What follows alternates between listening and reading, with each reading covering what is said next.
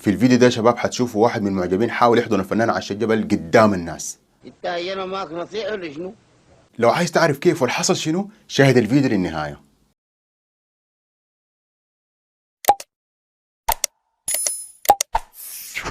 السلام عليكم شباب. قبل ما نبدأ ما ننسى نصلي على سيدنا محمد صلى الله عليه وسلم. ادعمونا بالشير يا شباب واللايك والمتابعة والاشتراك في القناة وتفعيل الجرس عشان تصلكم الفيديوهات اللي بننزلها أول بأول.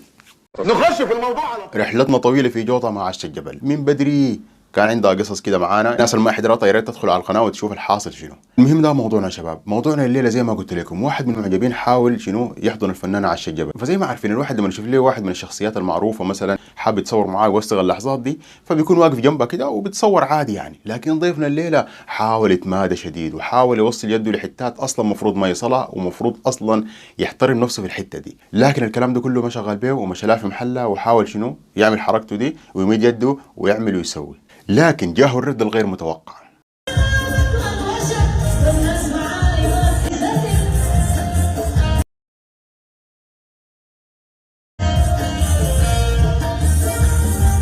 زي ما شفت قبل شويه صاحبنا جاء عادي طلع وقف جنبها مد يده رجعتها له المره الاولى.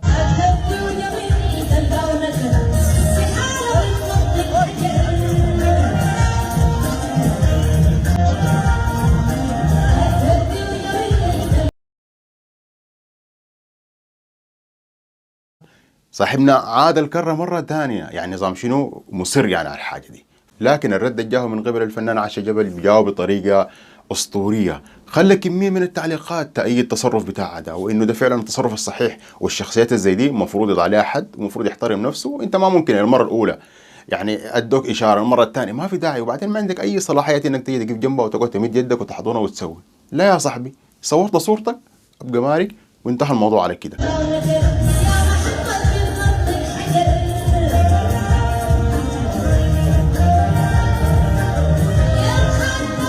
فده من هنا خلى كمية من المتابعين يتضامنوا مع الفنان عاشق جبل ويقول يا اخي ده تصرف جميل منك. المفروض اي فنانه ما تسمح بالحاجات زي دي ويكون في حدود بينها وبين المتابعين. انا عادي جدا افرح وانبسط كده نتصور سيلفي حاجه بسيطه لكن ما تمد يدك وما تحاول تتصرف اي تصرف يقلل من قيمتك قدام الناس.